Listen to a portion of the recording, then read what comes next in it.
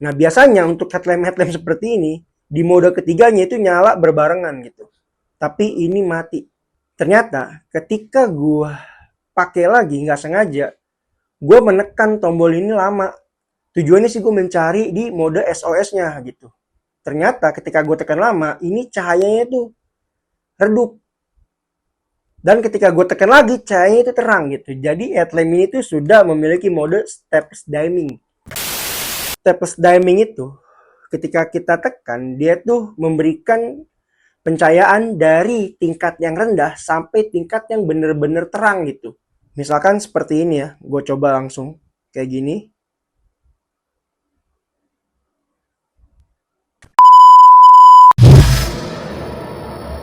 Kemarin kita sudah bahas tentang lampu tenda atau lampu camping, dan sebelumnya itu kita bahas senter dari Mr. DIY. Nah, sekarang gue pengen bahas tentang headlamp. Yang dimana headlamp ini tuh gue perhatikan banyak banget pendaki yang pakai. Nah, headlamp ini mungkin karena harganya murah dan juga memiliki fitur yang menarik sih di harga 20 ribuan. Jadi beberapa kali gue mendaki gunung, gue tuh selalu perhatikan gitu ya, orang-orang yang memakai headlamp seperti yang akan gue review nanti nih. Dan juga banyak beberapa rental outdoor itu juga menyediakan headlamp tersebut gitu. Karena gue belum pernah pakai headlamp ini, maka gue akan review. Nah, kali ini gue bakal bedah semuanya apakah headlamp ini layak untuk dipakai para pendaki gunung ketika trek malam atau ketika summit.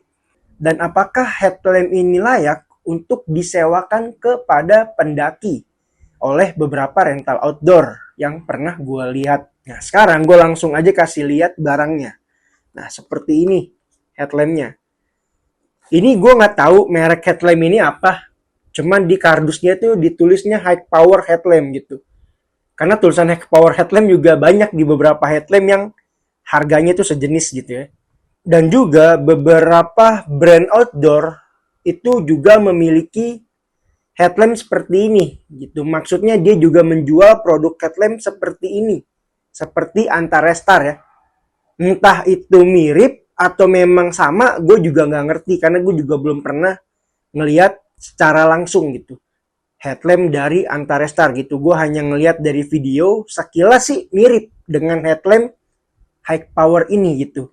Nah, jadi langsung kita review aja nih. Kebetulan gue udah tes ini headlamp beberapa hari yang lalu, dan bagaimana durasi waktu pencahayaannya dan karakter pencahayaannya, serta fitur yang gue bilang menarik dari headlamp tersebut. Oke, jadi headlamp ini tuh gue beli harganya bukan 20 ribu ya. Tapi beberapa toko tuh mayoritas jualnya harganya sekitar 20 ribu ke atas sedikit gitu. Tapi gue beli headlamp ini itu dapatnya tuh seharga 16 ribu doang. Jadi apakah harga 16 ribu ini worth it untuk kita pakai di trek malam atau ketika kita pakai summit di gunung? Nah, jadi yang pertama, ketika kalian beli headlamp ini seharga 16 ribu atau 20 ribuan, kalian udah dapat headlamp, terus juga dapat headbandnya seperti ini ya. Ya, standar lah nih headbandnya. Terus juga dapat bracketnya. Jadi bracketnya itu bisa dilepas dari headlampnya seperti ini. Oke. Nah, dan juga kabel charger yang masih micro USB. Nah, tapi kita bahas untuk headlampnya aja dulu. Nah, jadi headlamp ini tuh memiliki dua fitur pencahayaan ya. Yang pertama di lampu LED-nya ya. Dan yang kedua tuh di lampu COB-nya. Dan untuk bahan materialnya dia sudah memakai bahan plastik ABS standar lah ya kualitasnya tapi. Dan juga di sini sudah ada penutupnya nih untuk pengisian dayanya ya. Jadi kemungkinan headlamp ini itu sudah waterproof, tapi setingkat cipratan air yang sedang aja. Dan juga headlamp ini dia memakai size baterai itu 18650. Nah, untuk tingkat cahayanya, berapa lumensnya, ini tuh nggak ditulis di keterangannya. Jadi gue nggak mau asal tebak aja tingkat kecerahannya itu berapa. Dan juga karakter cahaya dari headlamp ini itu tuh spotlight. Dan untuk penerangan di jarak dekatnya, ini sudah ada lampu COB-nya. Jadi terbilang cukup bagus lah.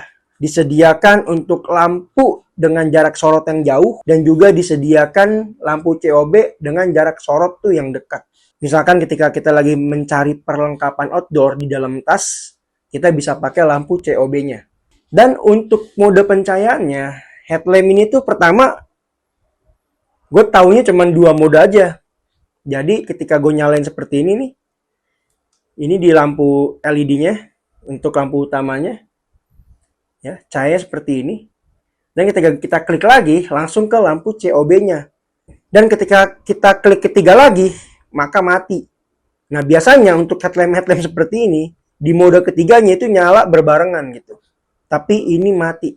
Ternyata ketika gue pakai lagi nggak sengaja, gue menekan tombol ini lama. Tujuannya sih gue mencari di mode SOS-nya gitu. Ternyata ketika gue tekan lama, ini cahayanya tuh redup.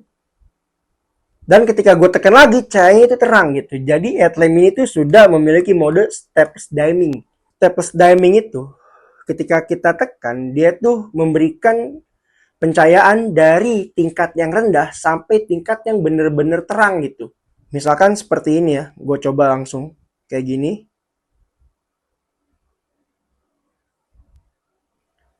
Nah, dan untuk di lampu COB-nya itu juga berlaku gitu. Jadi ketika kita klik ke COB-nya seperti ini, kita tekan aja, dia tuh jadi redup. Ya kan?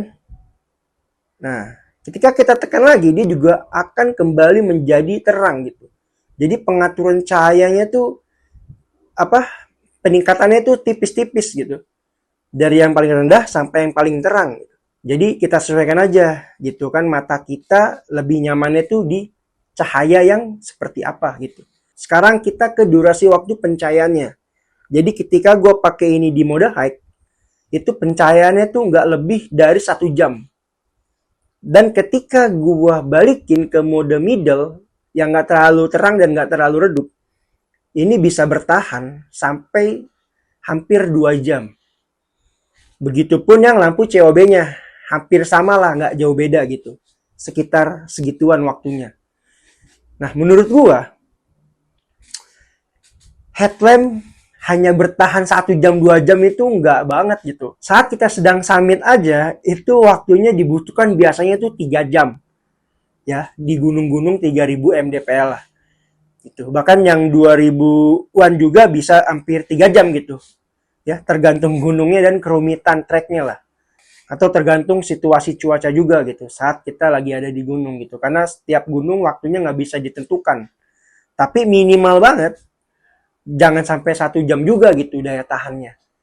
Jadi nggak terlalu berguna banget gitu ketika kita pakai headlamp ini tuh untuk berjalan di trek malam dari base camp misalkan sampai tempat camp, atau dari tempat camp untuk summit gitu menuju puncak. Kayaknya ini masih belum cukup